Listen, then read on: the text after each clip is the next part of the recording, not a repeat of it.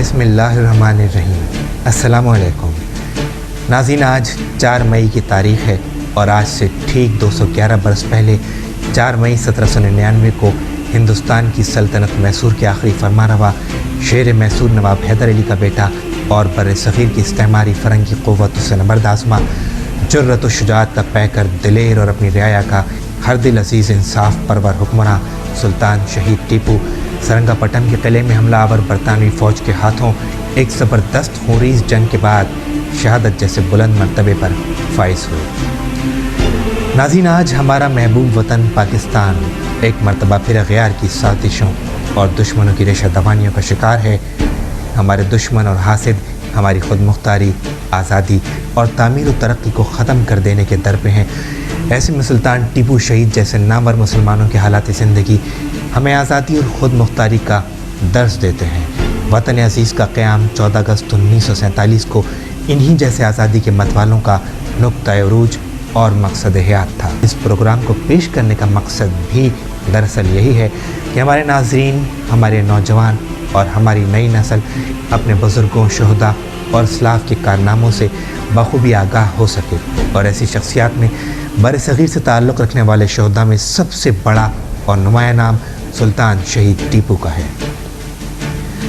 ناظرین، اورنگزیب عالمگیر کی وفات کے بعد بر صغیر کے ان ابتر حالات میں جب سلطنت مغلیہ کے تاجدار ایسٹ انڈیا کمپنی کے وظیفہ خوار کی حیثیت سے ایک ذلت بھری زندگی گزار رہے تھے، جہاں مرہٹے اپنے آپ کو ایک بہت بڑی فوجی طاقت سمجھ کر پورے ہندوستان پر حکومت کے خواب دیکھ رہے تھے، جہاں مسلمان ریاستوں کے نااہل اور خود غرض حکمراں حصول اقتدار اور ذاتی مفادات کی جنگ میں باہم دست و گریباں تھے، جبکہ ایسٹ انڈیا کمپنی پورے بر صغیر کو طوق غلامی میں جکڑنے کے لیے بےتاب و بے قرار تھی، وہاں انہی دنوں جنوبی ہند کی ایک چھوٹی سی ریاست میسور جو کہ صرف 23 دیہات پر مشتمل تھی، اسی 1761 میں مرہٹوں نے ترنے والا سمجھ کر چھیڑ چھاڑ کا آغاز کیا۔ ریاست میسور کے ہندو راجہ نے حیدر علی کو اپنی فوج کا سپہ سالار بنا کر مرہٹوں کے مقابلے کے لیے روانہ کیا۔ حیدر علی نے اپنے حسن تدبر اور شجاعت سے مرہٹوں کو میسور کی سرحدوں سے باہر نکال دیا۔ اس کے بعد حیدر علی کے مسلمان ہونے کا بہانہ بنا کے ریاست کی ایک رانی اور ایک ہندو سردار کھنڈے راؤ نے حیدر علی کے خلاف سازشوں کا آغاز کر دیا، اور ان لوگوں نے باہم طے کیا کہ اس کی رہائش گاہ کو چپکے سے آگ لگا کر سارے کے سارے خاندان کو ختم کر دیا جائے۔ لیکن خوش قسمتی سے یہ سازش حیدر علی کے علم میں آ گئی۔ وہ بڑی تیزی سے سرنگا پٹم سے باہر نکل گئے۔ ہندو سردار کھنڈے راؤ راجہ میسور کی فوج کو لے کر جب حیدر علی کے تعاقب میں روانہ ہوا تو حیدر علی نے اپنے مٹھی بھر ساتھیوں کے ہمراہ میسور کی فوج کا بڑا دلیرانہ مقابلہ کیا اور ایک عبرتناک شکست دے کر سرنگا پٹم پر قبضہ کر لیا، اور اس طرح وہ ایک سپہ سالار سے ریاست میسور کے حکمران بن بیٹھے۔ ناظرین، یہ واقعہ 1760 عیسوی کو پیش آیا تھا۔ سلطان حیدر علی سلطنت خداداد میسور کے بانی تھے۔ آپ 1721 کو پیدا ہوئے۔ آپ قریشی نسب تھے۔ آپ کا خاندان 16ویں صدی عیسوی میں مکہ معظمہ سے ہجرت کر کے ہندوستان آیا تھا۔ آپ کے والد شیخ فتح محمد جنوبی ہند کے ایک مغل صوبے سرا کے منصبدار تھے۔ آپ کی والدہ کا نام مجیدہ بیگم تھا۔ 5 برس کی عمر میں حیدر علی کے والد کا انتقال ہو گیا تھا، اور اس کے بعد پرورش کی ذمہ داری آپ کے چچا زاد بھائی حیدر صاحب نے ادا کی، جو کہ میسور کی فوج میں ایک اچھے عہدے پر فائز تھے۔ حصول اقتدار کے بعد حیدر علی سلطنت خداداد کی تعمیر و توسیع میں مصروف عمل ہو گئے۔ سلطان حیدر علی کے اقتدار سے پیشتر ہی 20 نومبر 1750 کو فاطمہ فخر النساء کے بطن سے اللہ رب العزت نے حیدر علی کو ایک خوبصورت بیٹا عطا کیا۔ حیدر علی نے بیٹے کے عازم آرکاٹ کے مشہور بزرگ ٹیپو مستان ولی کی مزار پر دعا مانگی تھی، لہٰذا جب دیون علی کے مقام پر یہ بیٹا پیدا ہوا تو انہی بزرگ کے نام پر اس کا نام ٹیپو رکھا گیا۔ کہا جاتا ہے کہ ٹیپو کا اصلی نام فتح علی تھا، لیکن تاریخ سے اس بات کا کوئی واضح ثبوت نہیں ملتا۔ ہاں، البتہ ان کے ایک بیٹے کا نام فتح حیدر ضرور تھا۔ 1767 میں نظام دکن نے ٹیپو کو فتح علی خان بہادر کا خطاب دیا تھا۔ ناظرین، ٹیپو بچپن ہی سے بہت جرری، محنت کش اور صاحب لیاقت تھے۔ اسلامی علوم کے علاوہ عربی، فارسی، انگریزی، فرانسیسی، اردو، تامل، کنڑی جیسی زبانوں پر انہوں نے بہت جلد عبور حاصل کر لیا۔ نیز اس زمانے کے فنون سپاہ گری، شمشیر زنی، تیر اندازی، نیزہ بازی، تفنگ اندوزی، تیراکی وغیرہ میں بھی انہوں نے بہت مہارت حاصل کر لی تھی۔ سلطان ٹیپو کی شادی نوجوانی کے آغاز میں ہی ان کی والدہ کی خواہش کے مطابق ان کے خاندان کے ایک بزرگ لالا میاں شہید کی بیٹی رقیہ بانو اور دوسری شادی ان کے والد حیدر علی کی خواہش پر امام بخش نائتہ کی لڑکی سے کی گئی اور ان دونوں لڑکیوں سے سلطان ٹیپو کے نکاح ایک ہی دن میں منعقد کیے گئے تھے۔ سلطان ٹیپو محض 6 برس کی عمر سے ہی اپنے والد کے ہمراہ ان جنگوں میں شریک ہونے لگے تھے۔ 1765 میں ٹیپو سلطان حیدر علی کے ساتھ مالابار پر حملہ آور ہوئے۔ یہاں انہوں نے صرف 2-3 ہزار سپاہیوں کے ساتھ دشمن کے ایک بڑے لشکر کو اپنی حراست میں لے لیا۔ 1 جون 1767 کو جب ٹیپو سلطان مدراس اور اس کے مضافات پر چھاپے مار رہے تھے، اس وقت انگریز پہلی بار میسور پر حملہ آور ہوئے اور یہاں سے واپس لوٹتے ہوئے ترماپور اور دانم باڑی کی تسخیر میں اپنے والد کا ہاتھ بٹاتے رہے۔ نیز آبنور کے محاصرے میں بھی وہ شرکت انہوں نے کی تھی۔ جبکہ انگریزوں نے مینگلور پر قبضہ کر لیا تو ٹیپو سلطان ہی کو ان کے مقابلے کے لیے بھیجا گیا اور ان کے پیچھے پیچھے حیدر علی بھی وہاں پہنچ گئے۔ اس محاذ پر فتح یابی کے بعد حیدر علی مدراس کی سمت روانہ ہو گئے اور 4 اپریل 1769 کو حکومت مدراس کو صلح نامے پر مجبور کر دیا گیا۔ اس طرح دیسی ریاستوں میں کمپنی کا وقار گر گیا۔ حیدر علی انگریزوں سے نمٹ کر جب واپس آئے تو مراٹھا فوجیں ترمبک راؤ کی قیادت میں میسور کے دروازے پر دستک دے رہی تھیں اور ٹیپو سلطان اور حیدر علی نے اپنی بہادری کے ساتھ ان کو واپس جانے پر مجبور کر دیا۔ حیدر علی نے ٹیپو کے ہمراہ دریائے تنگ بھدرا اور کرشنا کے درمیانی علاقے بھی مراٹھوں سے چھین لیے۔ 1780 میں انگریزوں سے ایک مرتبہ پھر جنگ چھڑ گئی۔ حیدر علی اور ٹیپو سلطان 90,000 فوج کے ہمراہ کرناٹک جا پہنچے۔ انگریز سپہ سالار ہیکٹر کانجی ورم پہنچ کر کرنل بیلی کا انتظار کر رہا تھا، لیکن ٹیپو سلطان نے بیلی کو کانجی ورم پہنچنے سے 15 میل پرے بری طرح شکست دے کر اپنی قید میں لے لیا۔ ادھر حیدر علی نے ہیکٹر پر حملہ کرنے کی بجائے آرکاٹ کا محاصرہ کر لیا۔ ٹیپو سلطان بھی ان کی مدد کو پہنچ گئے اور اس طرح انہوں نے شہر فتح کر لیا۔ پھر ٹیپو سلطان آبنور اور بعض دوسرے قلعے مسخر کر کے اگست 1781 میں واپس آرکاٹ پہنچے، جہاں 1782 کو تنجاور کے مقام پر ٹیپو نے کرنل بریتھووٹ کو شکست فاش سے دوچار کیا۔ اسی دوران حیدر علی 7 دسمبر 1782 کو وفات پا گئے۔ سرداروں نے سلطان حیدر علی کی میت کو سرنگا پٹم لا کر لال باغ میں دفن کر دیا، جس پر ٹیپو نے بعد میں ایک بہت عالیشان مقبرہ تعمیر کروایا تھا۔ حیدر علی ایک طویل قامت، گرانڈیل اور بڑی باروب شخصیت کے مالک تھے۔ وہ اگرچہ غیر تعلیم یافتہ تھے مگر ادب شناس تھے۔ ان کی وفات کے وقت ان کی سلطنت کا رقبہ تقریباً 80,000 مربع میل پر مشتمل تھا اور کئی راجا اور نواب ان کے باج گزار تھے۔ 26 دسمبر 1782 کو سلطان ٹیپو کی تخت نشینی کی رسم سادگی سے ادا کی گئی۔ سلطان ٹیپو کی سلطنت خداداد میسور اپنی آبادی، زرخیزی اور حسن انتظام کی بدولت ایک ایسی شاندار سلطنت تھی جو دکن میں ہی شمالی جانب دریائے کرشنا، جبکہ جنوب کی سمت میں ریاست ٹرونکور، اس کے مشرق کی جانب مشرقی گھاٹ کا علاقہ تھا اور مغرب کی سمت ساحل سمندر تک وسیع تھی۔ حکومت سنبھالتے ہی ٹیپو سلطان نے سب سے پہلے اپنی فوج کو منظم کیا، باقاعدہ ریجمنٹیں مقرر کی اور ماہوار تنخواہ بھی مقرر کی۔ ناظرین، اس سے پہلے ہندوستان میں فوج کے معاملے میں ماہوار تنخواہ کا کوئی واضح تصور نہیں تھا۔ ٹیپو سلطان نے فرانسیسی اسفروں کی خدمات حاصل کی تاکہ فوج کو یورپی انداز پر منظم کیا جا سکے۔ انگریزوں نے جنرل میتھیوز کی سرکردگی میں اثر نو مالابار پر حملہ کر دیا اور بڈنور کے حاکم ایاز خان نے نہ صرف شہر بلکہ قلعہ اور پورا صوبہ بڈنور اس شرط پر انگریزوں کے حوالے کر دیا کہ اس کی حکومت بدستور اسی کی تحویل میں رکھی جائے۔ یہ خبریں جب سلطان تک پہنچیں تو اس کی غیظ و غضب کی انتہا نہ رہی۔ اس نے ایک زبردست حملے کے بعد بڈنور پر دوبارہ قبضہ کر لیا۔ یہاں سے وہ بنگلور پہنچے اور وہاں پر بھی انہوں نے محاصرہ کر لیا۔ ناظرین، انگریز جنرل کیمبل نے 2 اگست 1783 کو صلح نامے پر دستخط کر دیے۔ اب انگریزوں نے میسور میں سازشوں کا آغاز کر دیا کیونکہ ان کو اندازہ ہو گیا تھا کہ سلطان ٹیپو سے جیتنے کے لیے سازشوں کے بغیر ان کے لیے کوئی چارہ کار باقی نہیں رہ گیا ہے، کیونکہ سلطان کی تدبیروں کے آگے ان کی کوئی پالیسی کامیابی سے ہمکنار نہ ہو سکی تھی۔ اور نتیجتاً 11 مارچ 1784 کو انگریزوں اور سلطان کے مابین ایک اور معاہدے پر دستخط ہوئے، جس کی روح سے فریقین نے مفتوح علاقے ایک دوسرے کو واپس لوٹا دیے اور اسیران جنگ بھی رہا کر دیے گئے۔ انگریزوں سے فارغ ہو کر سلطان نے مرہٹوں اور نظام کے ساتھ اتحاد کی ہر ممکن کوشش کی، لیکن افسوس کہ اسے ناکامی کا منہ دیکھنا پڑا۔ اسی زمانے میں سلطان نے بادشاہ کا لقب اختیار کیا، جسے دونوں ہمسایہ ممالک نے فوراً ہی تسلیم کر لیا۔ خطے میں مغل حکمران کی جگہ اپنا نام شامل کرانے کے بعد انہوں نے نیا روپیہ جاری کیا، انتظامی معاملات درست کیے، نیا آئین نافذ کیا، سرنگا پٹم میں مسجد اعلیٰ کی تعمیر مکمل کی، سن ہجری کی جگہ سن محمدی مصطفیٰ صلی اللہ علیہ وآلہ وسلم کو جاری کیا، جو آغاز نبوت سے شروع ہوتا تھا۔ انہوں نے مہینوں کے نئے نام رکھے اور پورے ملک میں مختلف صنعتیں جاری کروائیں۔ 1784 میں ٹیپو نے عثمان خان کو سفیر بنا کر قسطنطنیہ روانہ کیا۔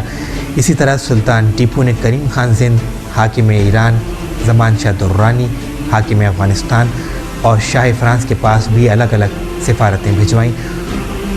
اسی وقت لارڈ کارنوالیس گورنر جنرل بن کر ہندوستان آیا۔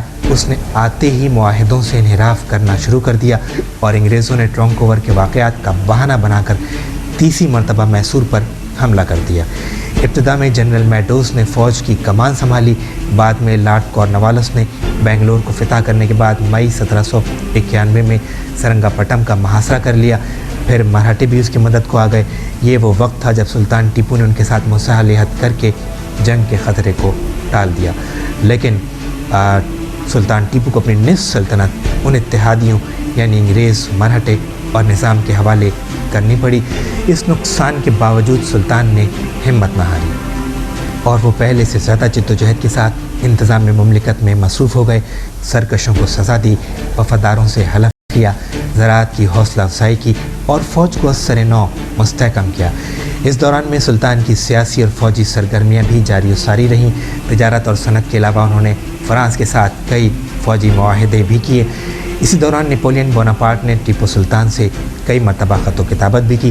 سلطان کی دوربین نگاہیں یہ تو دیکھ رہی تھیں کہ ہندوستان پر مسلمانوں کی حکومت ختم ہونے والی ہے، مگر افسوس کہ سلطان ٹیپو خود اپنے محل اور دربار میں ہونے والی سازشوں کو سمجھ نہ سکے۔ میر صادق، پورنیہ، قمر الدین اور میر معین الدین جیسے وزراء اور سردار اپنے اختیارات کو ناجائز طور پر استعمال کر رہے تھے۔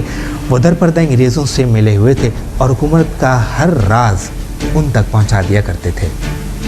اگرچہ سلطان نے ایک مرحلے پر اپنے حکام، وزراء اور اعلیٰ عہدیداروں کو سرنگا پٹم کی مسجد اعلیٰ میں بلا کر ان سے ایمانداری اور وفاداری کا حلف بھی اٹھوایا، لیکن وہ ضمیر فروش پھر بھی اپنی سازشوں اور حرکتوں سے باز نہ آئے۔ جولائی 1798 میں لارڈ ویلزلی نے جنرل ہیرس کو حکم دیا کہ سلطان سے گفت و شنید ختم کر دی جائے اور سرنگا پٹم کا محاصرہ کیا جائے۔ فروری 1799 میں جنرل ہیرس نے پیش قدمی شروع کر دی۔ اس مہم کے لیے جان میلکم، آرتھر ویلزلی اور کیپٹن میکالے جیسی نامور سیاسی شخصیات بھی جنرل ہیرس کی رہنمائی اور مشاورت کے لیے ہمراہ کر دیے گئے تھے۔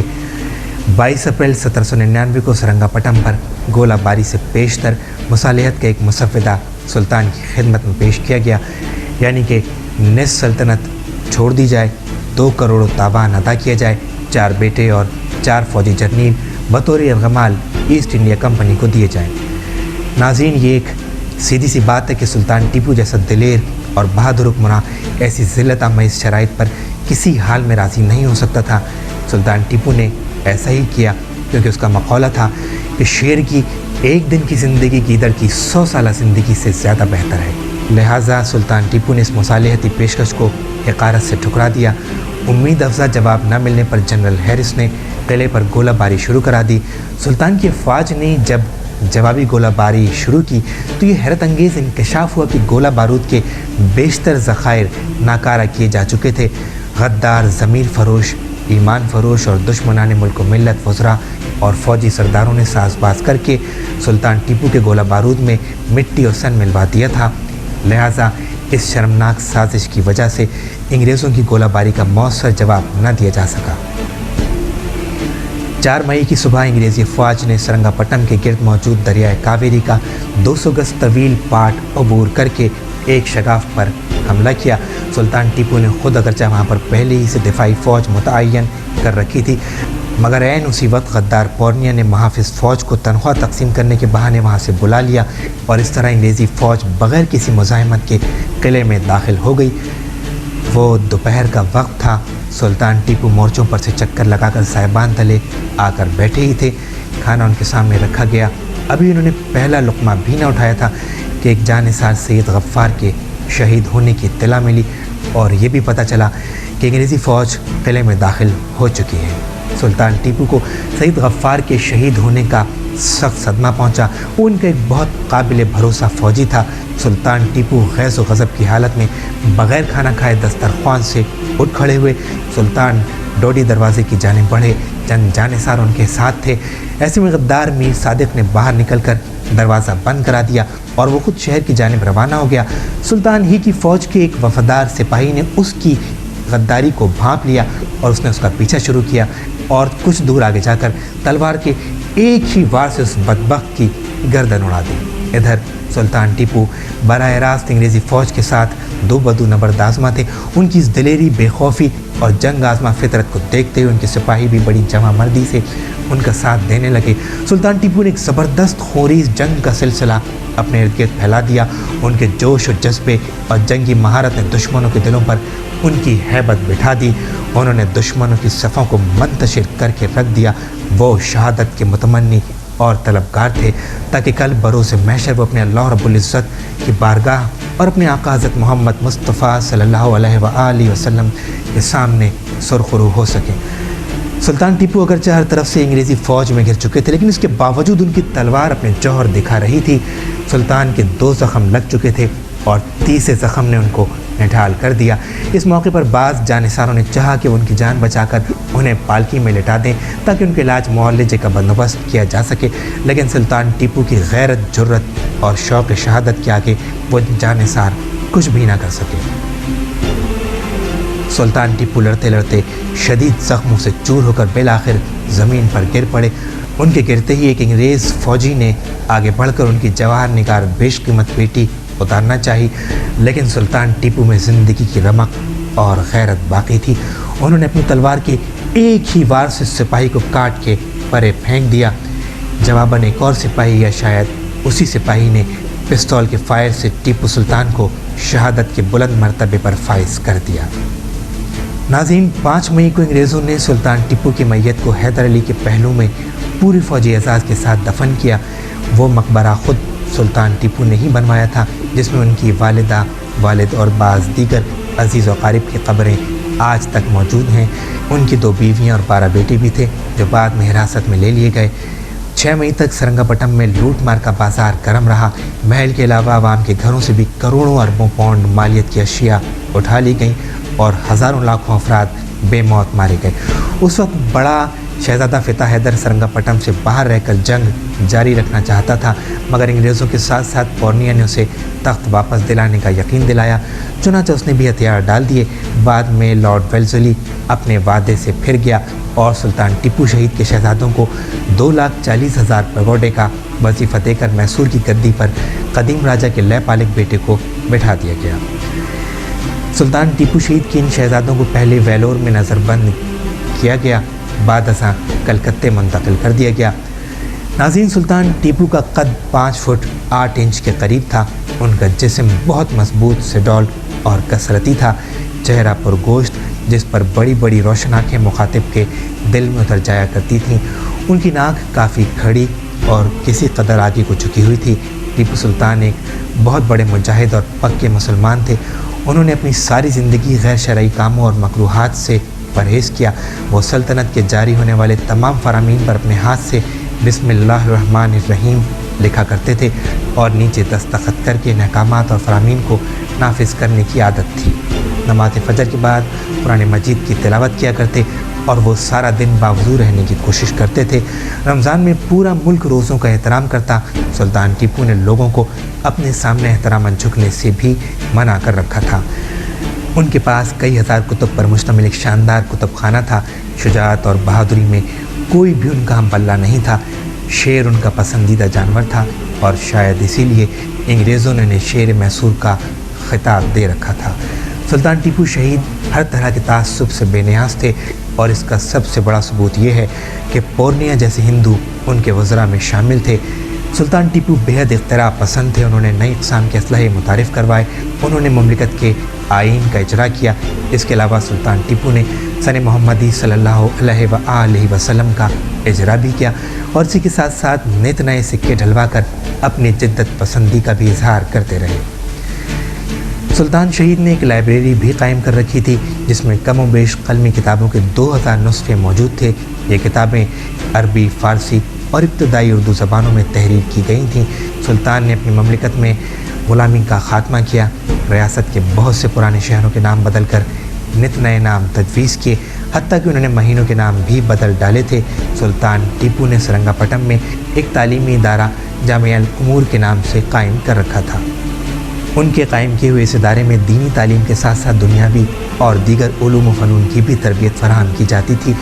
انہیں اپنی ریاست اور عوام سے بے حد محبت تھی۔ انہوں نے کسانوں کا مالیہ معاف کیا، سرکاری زمین پٹے اور ملکیت پر کاشت کے لیے دی، تہذیب و تمدن کی ترقی کے لیے بہترین اقدامات کیے۔ اس دور میں ہندو عورتیں نیم برہنہ اور عام طور پر سینہ کھول کر پھرا کرتی تھیں۔ سلطان ٹیپو نے حکم دیا کہ آئندہ کوئی عورت کرتے اور چادر کے بغیر اپنے قدم گھر سے باہر نہ نکالے۔ حکومت کے لیے سلطان ٹیپو نے 99 مختلف محکمے قائم کیے، بحریہ کا مستقل محکمہ قائم کیا، فوجی قواعد کے لیے کتاب لکھوائی، فن جہاز سازی پر توجہ دی، مقناطیسی پہاڑوں سے بحری جہازوں کو بچانے کے لیے لوہے کی جگہ تانبے کے پیندے کا استعمال ٹیپو سلطان ہی کی ایجاد ہے۔ تجارتی اور صنعتی ترقی کے لیے ہندوستان میں پہلا قدم ٹیپو سلطان ہی نے اٹھایا تھا۔ ریشم کی صنعت کا فروغ خاص انہی کا مرہون منت ہے۔ انہیں گنے، گندم، جو اور پان کی کاشت سے بہت خصوصی دلچسپی تھی۔ درختوں میں چیڑ، سال، ساگوان، سپاری، سندل اور ناریل لگانے پر زور دیا کرتے تھے۔ شہتوت کے درختوں پر ریشم کے کیڑے پالنے کے لیے انہوں نے بڑے بڑے باغات لگوائے۔ ان تمام امور سے ظاہر ہوتا ہے کہ ٹیپو سلطان ایک ایسے غیور مجاہد، باہمت جری اور قابل منتظم حکمران تھے جس کی مثال تاریخ میں بہت کم مل سکے گی۔ ٹیپو سلطان مغلیہ سلطنت کے زوال کے بعد جنگ آزادی کے پہلے ہیرو اور پہلے شہید تھے۔ دشمن پہ ان کا رعب اور دبدبہ اتنا تھا کہ عرصہ دراز تک انگریز مائیں اپنے بچوں کو ٹیپو سلطان کا نام لے کر ڈراتی رہیں۔ ناظرین، سلطان ٹیپو شہید کی زندگی کے حالات کا جائزہ لیا جائے تو یہ کہا جا سکتا ہے کہ سلطان ٹیپو شہید کی جد و جہد آزادی کے اختتام کا صرف ایک ہی سبب تھا، اور وہ محض ان کے وزراء اور فوجی سرداروں کی غداری تھا۔ ان غداروں میں سر فہرست پورنیا، میر غلام علی لنگڑا، میر معین الدین، بدر الزمان نائتا، میر قاسم علی اور میر صادق وغیرہ خاص طور سے شامل ہیں۔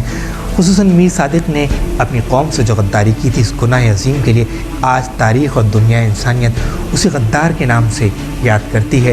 علامہ اقبال مرحوم نے انہی جیسوں کے بارے میں یہ شعر کہا ہے: جعفر از بنگال و صادق از دکن، ننگ دنیا ننگ دین ننگ وطن۔ ناظرین، ہمیں نہایت شرم اور خجالت سے اس حقیقت کا اعتراف کرنا پڑتا ہے کہ مسلمانوں کی ہر تباہی اور شکست کا بنیادی سبب باہمی نفاق اور غداری ہے۔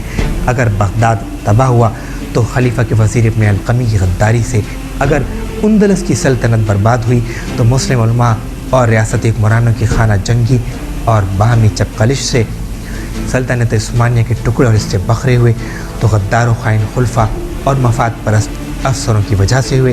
خود بر صغیر میں مسلمانوں کی تباہی غداری، خود غرضی، مفاد پرستی، باہمی خانہ جنگیوں اور قوم فروشی کی ایک المناک اور عبرتناک داستان ہے۔ ناظرین، سلطان ٹیپو شہید رحمۃ اللہ علیہ کی شہادت بر صغیر کی تاریخ کا ایک نہایت درد انگیز اور سبق آموز باب ہے۔ یہ ایک بلند ہمت مجاہد، شیر دل فرمانروا ہی کی خاموشی نہ تھی، بلکہ اس شہید اعظم کے ساتھ حفاظت وطن کا ہر ہنگامہ عمل دھیما پڑ گیا۔ وہ فولادی بند ٹوٹ گیا جس نے برسوں ایسٹ انڈیا کمپنی کے سفاکانہ سیلاب اقتدار کو بر صغیر میں پھیلنے سے روک رکھا تھا۔ سلطان شہید کی شہادت سے وہ بھڑکتا ہوا آتش کدہ جس سے شوق آزادی، عشق خود مختاری اور حفاظت وطن کے شعلے پہم اٹھ رہے تھے اور پورے دکن کی سرزمین کو روشن کر رہے تھے، وہ بجھ گیا۔ یہ صرف شہید سلطان ٹیپو رحمۃ اللہ علیہ کی شہادت نہ تھی، بلکہ پورے بر صغیر کے جہاد و استقلال کی موت تھی۔ اگر ایسا نہ ہوتا تو سلطان ٹیپو شہید رحمۃ اللہ علیہ کی شہادت پر آپ کے جسد خاکی کے سامنے जनरल हैरिस ने फिरते मसरत से आज हिंदुस्तान हमारा है का नारा कभी बुलंद न किया होता। नाज़रीन, लंदन के विक्टोरिया एल्बर्ट म्यूज़ियम में आज भी सुल्तान टीपू शहीद की कई यादगारें मौजूद हैं। यहाँ एक संदूक में उनकी ईरानी साख्त की शमशीर मौजूद है जिस पर सुनहरी हरूफ में टीपू सुल्तान तहरीर है। यहाँ सुल्तान टीपू का आहनी खुद भी रखा हुआ है और सुल्तान टीपू की चमड़े वाली टोपी भी यहाँ मौजूद है। एक जगह पर सुल्तान टीपू के दस्ताने हैं और बराबर ही में उनका सीना बंद भी रखा हुआ है। सुल्तान टीपू का करमजी रंग का ज़ैन पोश भी यहाँ अपनी बहार दिखा रहा है। गर्ज़ के सुल्तान टीपू की शख्सियत और ज़ात से वाबस्ता कई चीज़ें आने वालों को उस मर्द मैदान और मर्द मुजाहिद की याद दिला रही हैं। नाज़रीन, सुल्तान टीपू शहीद ने जो कुछ भी किया वो बर्र सग़ीर की आज़ादी और इस्लाम की सरबुलंदी के लिए किया था। और आज की इस नाजुक और पुरशोभ दौर में जबकि कश्मीर, फ़लस्तीन, मकबूजा बैतुल मुक़द्दस, इराक़ और अफ़ग़ानिस्तान के हालात आज के मुसलमान नौजवानों से इस बात का तकाज़ा कर रहे हैं कि वो सुल्तान टीपू के नक्श कदम पर चलने का दयानतदारी से अहद करें, क्योंकि सच्चे और पक्के मुसलमान की शान है कि वो हमेशा ग़ुलामी पर अपनी मौत को तरजीह दिया करता है। क्योंकि इस कुर्रैज़ पर बदतरीन लानत अगर कोई है तो वो सिर्फ़ ग़ुलामी है। मेरे अज़ीज़ हमवतनों, आइए आज सुल्तान टीपू की शहादत के रोज़ हम दिलो जान से और बड़ी दयानतदारी से ये अहद करें कि हम आलम इस्लाम और अपने वतन पाकिस्तान की आज़ादी, ख़ुद मुख्तारी और सालमियत की खातिर सुल्तान टीपू शहीद के नक्श कदम पर चलते हुए किसी भी कुर्बानी से कभी भी हरगिज़ दरीग़ नहीं करेंगे। शायर मशरिक़ हज़रत अल्लामा इक़बाल ने सुल्तान टीपू शहीद जैसी शख्सियत ही के लिए शायद कभी कहा था, हज़ारों साल नरगिस अपनी बेनूरी पे रोती है, हज़ारों साल नरगिस अपनी बेनूरी पे रोती है, बड़ी मुश्किल से होता है चमन में दीदावर पैदा। नाज़रीन, इसके साथ ही अपने मेज़बान से बहराम फ़ारूक कासमी को इजाज़त दीजिए। अल्लाह निगहबान।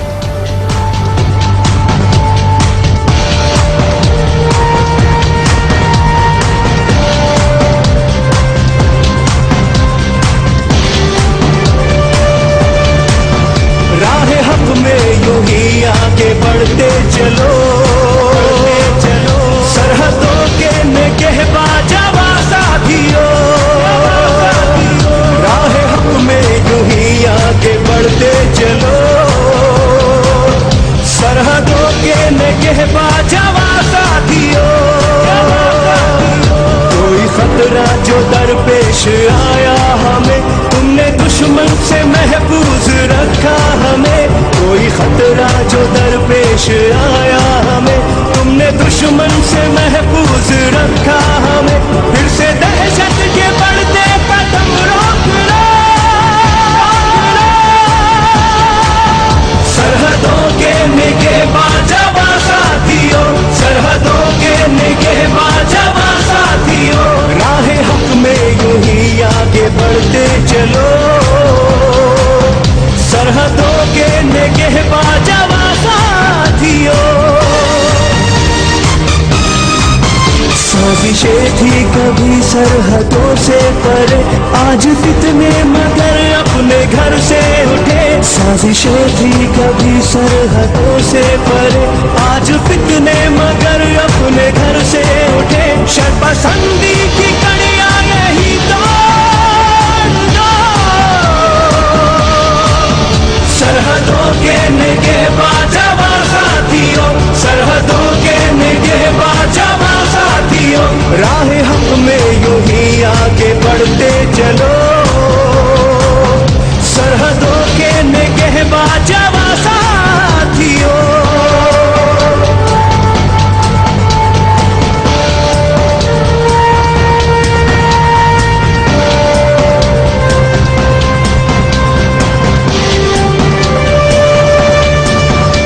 वतन से मोहब्बत की आई घड़ी, कौम पूरी तुम्हारे लिए है खड़ी। फिर वतन से मोहब्बत की आई घड़ी, कौम पूरी तुम्हारे लिए है खड़ी। सिंध बोलान सरहद या पंजाब हो, सरहदों के निगहबा जवा साथियों, सरहदों के निगहबा जवा साथियों। राह हक में यूं ही आगे बढ़ते चलो, सरहदों के